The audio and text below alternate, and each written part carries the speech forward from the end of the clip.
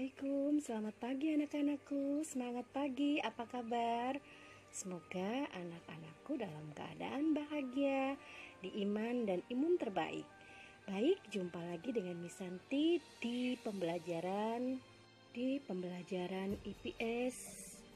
Inilah video pembelajaran IPS khususnya kelas 7 by Miss Santi.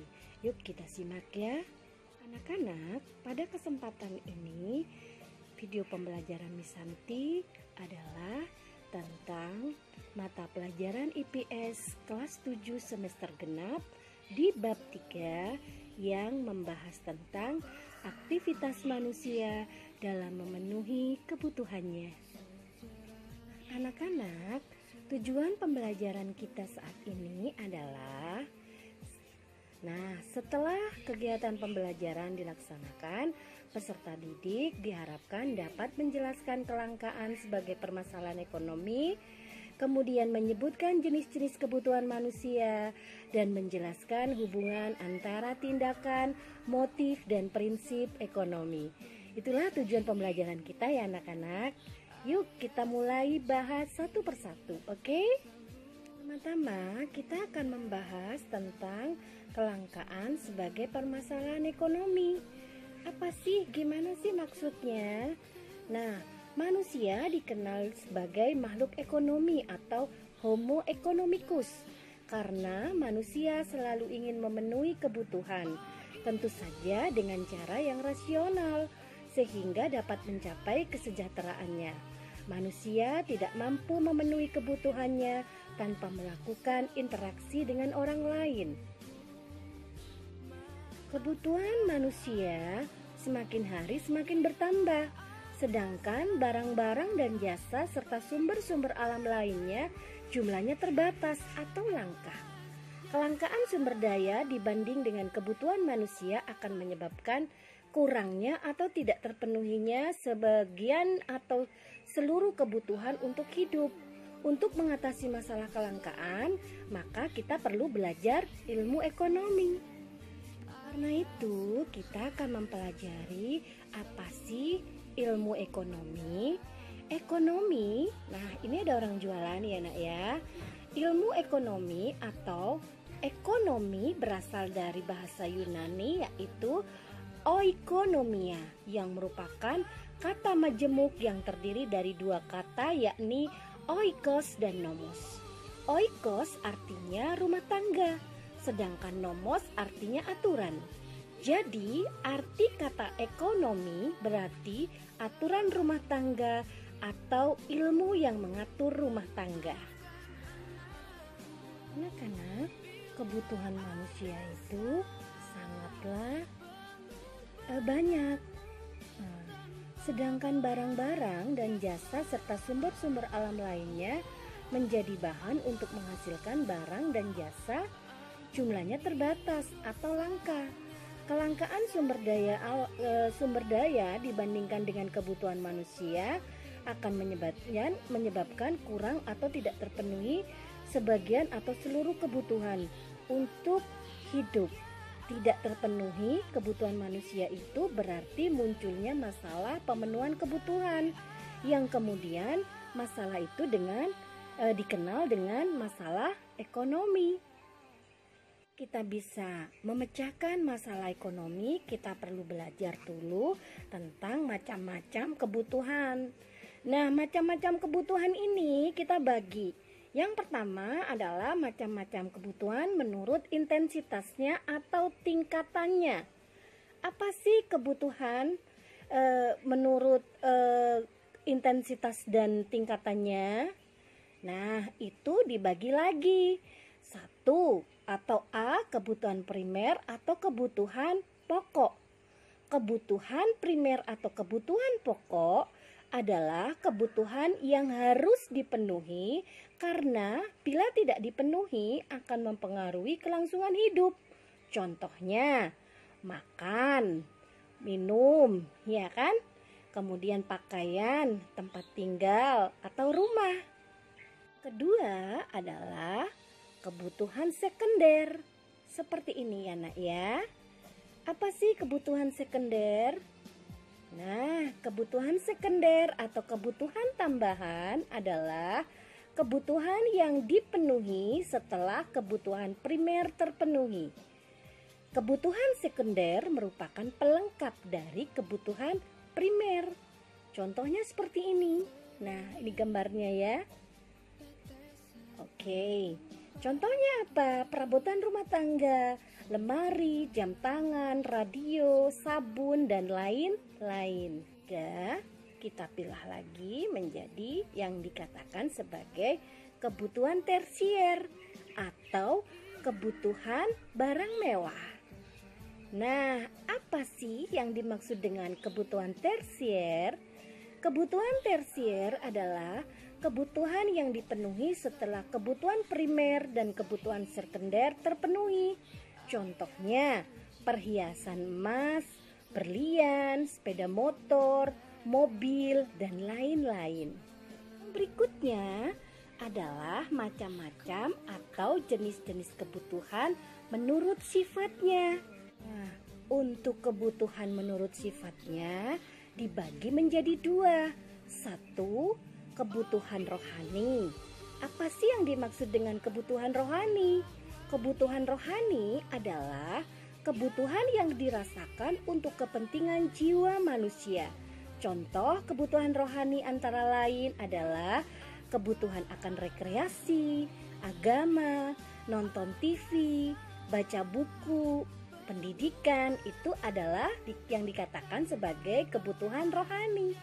Ini adalah contoh ketika manusia berzikir atau tentang kebutuhan rohaninya di bidang agama. Dan ini adalah kebutuhan menurut sifatnya yang dibagi sebagai kebutuhan jasmani. Ini adalah untuk kebutuhan jasmani dari individu masing-masing. Salah satu contohnya yaitu makanan, minuman, pakaian ya. Itu untuk jasmani seseorang ya. Untuk tubuh manusia, oke? Yang berikutnya adalah macam-macam kebutuhan menurut waktu penggunaannya. Yang dikatakan sebagai kebutuhan menurut waktu kegunaannya dibagi menjadi satu, kebutuhan sekarang. Kebutuhan sekarang adalah kebutuhan manusia yang harus segera dipenuhi pada saat dibutuhkan. Contohnya makanan dan minuman dan juga obat. Ketika seseorang lapar, maka dia harus segera makan. Ketika seseorang sakit, maka dia harus segera minum obat. Mengerti kan? Atau paham kan? Oke, baik. Yang berikutnya adalah kebutuhan masa yang akan datang. Nah, apa sih kebutuhan masa yang akan datang? Adalah kebutuhan manusia yang pemenuhannya dapat ditangguhkan pada masa yang akan datang. Contohnya, pekerjaan dan tabungan untuk anak-anak didiknya atau anak-anaknya. Contohnya seperti ini anak-anak ya. Jadi tabungan bisa ditangguhkan tidak harus sekarang juga. Dikenal dengan kebutuhan masa yang akan datang. Jenis kebutuhan yang berikutnya yaitu kebutuhan menurut subjeknya. Apa sih kebutuhan menurut subjeknya? Di sini Miss Santi memberikan gambaran tentang makanan. Nah, makanan di sini menurut subjeknya yaitu kebutuhan setiap individual. Setiap individu A sampai dengan individu Z itu kebutuhannya berbeda-beda. Maksudnya di sini adalah kebutuhan yang berhubungan langsung dengan perorangan. Kebutuhan ini dirasakan oleh diri pribadi seseorang dan pemenuhannya dilakukan secara individu. Contohnya makanan, minuman, mobil, sepatu, kacamata, dan lain-lainnya untuk individu A. Untuk individu B, C, dan seterusnya juga berbeda-beda sesuai dengan kebutuhannya masing-masing pribadi. Paham kan? Bahan yang berikutnya adalah kebutuhan kelompok atau kebutuhan kolektif. Nah, di sini ya, ini warga sekolah yang sedang melaksanakan upacara. Contohnya, maksudnya adalah kebutuhan yang dirasakan oleh sekelompok orang secara bersama-sama dan pemenuhannya juga dilakukan secara bersama-sama. Contohnya, kebutuhan akan jalan raya, kemudian kebutuhan jembatan, kebutuhan sekolah untuk belajar, untuk upacara dan lain-lain, kemudian pasar dan lapangan. Ini adalah kebutuhan secara kelompok atau kolektif, secara bersama-sama. Nah, kebutuhan manusia antara satu orang dengan orang lainnya berbeda-beda. Perbedaan ini disebabkan oleh faktor-faktornya. Apa yang mempengaruhi sehingga kebutuhan manusia itu berbeda? Ya, yang pertama adalah karena jenis kelamin. Perbedaan jenis kelamin dan umur pasti akan mempengaruhi perbedaan jenis dan jumlah kebutuhannya. Contohnya, anak perempuan akan membutuhkan baju perempuan, sedangkan anak laki-laki butuh baju anak laki-laki. Itu yang dimaksud dengan perbedaan jenis kelamin. Juga karena faktor umur. Anak usia TK kebutuhannya berbeda dengan anak usia kuliah atau sarjana. Sudah paham kan? Berikutnya adalah kebutuhan sesuai dengan tingkat pendidikannya. Tadi Miss Santi mengatakan bahwa kebutuhan anak usia TK dengan anak usia perguruan tinggi itu berbeda. Misalkan saja kalau anak TK kebutuhannya mungkin hanya potlot gambar, kemudian bekal sekolah. Sedangkan kalau untuk tingkat pendidikan perguruan tinggi, maka dia akan membutuhkan laptop, membutuhkan mobil ya. Jadi menurut tingkat pendidikannya, seseorang yang mengutamakan penambahan pengetahuan atau wawasan yang terkait dengan latar belakang pendidikan yang akan berpengaruh pada kebutuhannya. Perbedaan yang berikutnya adalah tentang kemajuan ilmu pengetahuan dan teknologi. Di sini Miss Santi memberikan contoh HP. Kemajuan ilmu pengetahuan dan teknologi menyebabkan adanya penemuan-penemuan baru dan produk-produk baru. Munculnya produk baru akan mempengaruhi orang untuk memiliki, sehingga muncullah kebutuhan akan produk baru tersebut.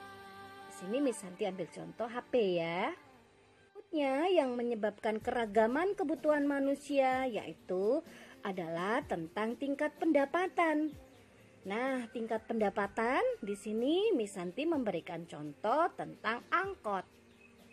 Nah, di sini yang dikatakan sebagai tingkat pendapatan, semakin besar pendapatan seseorang, maka semakin besar pula kebutuhan. Karena mereka memiliki sarana untuk memenuhinya. Dan sebaliknya, semakin kecil pendapatannya, akan semakin sulit untuk memenuhi kebutuhannya. Ini kita ambil dari yang paling kecil, yaitu dengan menggunakan angkot. Ya, sedangkan kita akan lihat yang mempunyai tingkat pendapatan lebih besar, maka dia akan cenderung membutuhkan yang lebih besar lagi, lebih kompleks lagi. Paham kan? Satu contoh, kalau orang yang ekonominya menengah atau ke bawah, dia butuh angkot.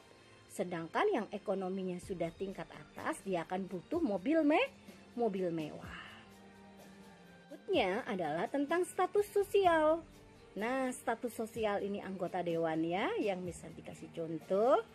Nah, semakin tinggi kedudukan seseorang di masyarakat, biasanya semakin beragam dan bertambahnya kebutuhan. Bisa diterima kan? Ya, semakin ke atas maka kebutuhannya semakin banyak dan semakin kompleks. Sedangkan yang ekonomi di bawah, maka kebutuhannya hanya itu saja. Bisa diterima ya? Berikutnya adalah perbedaan selera. Apa sih perbedaan selera? Perbedaan selera ini akan sangat berpengaruh terhadap barang atau jasa yang dibutuhkan. selera seseorang akan mempengaruhi orang-orang tersebut untuk memenuhi kebutuhannya. Ya, seperti ini ya. Kita sudah membahas faktor yang mempengaruhi macam-macam kebutuhan. Yang berikutnya kita akan membahas tentang alat pemenuhan kebutuhan manusia menurut kelangkaannya atau cara memperoleh dibedakan menjadi satu, barang ekonomis.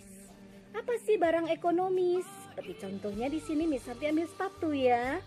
Barang ekonomis adalah semua barang yang keberadaannya terbatas, sehingga untuk memperolehnya perlu pengorbanan baik material maupun fisik. Contohnya sepatu dan air mineral. Berbeda dengan air yang ada di laut. Itu tidak dikatakan sebagai barang ekonomis, karena kita tidak harus memberikan pengorbanan berupa uang atau material ya. Kita hanya harus mengambilnya di laut, karena laut itu adalah barang bebas. Apa sih barang bebas? Ini yang dikatakan sebagai barang bebas. Santi berikan contoh seperti ini ya. Matahari, sinar matahari, laut yang tadi. Nah, barang bebas adalah barang yang jumlahnya banyak sehingga untuk memperolehnya tidak perlu pengorbanan. Misalnya sinar matahari. Nah, tuh kan ya. Jadi udara dan air. Pemuas kebutuhan menurut hubungan dengan barang lain dibedakan menjadi barang substitusi. Apa sih barang substitusi? Barang yang di dalam penggunaannya saling dapat menggantikan dengan barang lain dengan syarat barang tersebut memiliki kegunaan yang sama. Contohnya, nasi bisa diganti dengan singkong atau roti. Gula merah bisa diganti dengan gula putih. Nih contohnya ya, nasi bisa diganti dengan roti, bisa diganti dengan jagung, bisa diganti dengan sagu. Dikatakan sebagai barang substitusi. Berikutnya adalah barang komplementer. Di sini Miss Santi memberikan contoh sepeda motor dengan bensin. Maksudnya seperti apa? Nah, barang komplementer adalah barang yang penggunaannya dapat saling melengkapi satu dengan yang lainnya. Karena bila tidak ada salah satu, maka barang tersebut kurang bermanfaat atau bahkan tidak bermanfaat sama sekali. Contohnya motor dengan bensin yang dicontohkan sama Miss Santi nih ya. Nah, kompor dengan minyak tanah atau gas itu dikatakan sebagai barang komplementer atau barang pelengkap. Alat pemuas kebutuhan menurut tujuan penggunaannya. Tujuan penggunaannya di sini Miss Santi memberikan contoh mesin pabrik. Nah, barang yang dimaksud dengan hal ini adalah barang produksi atau barang modal.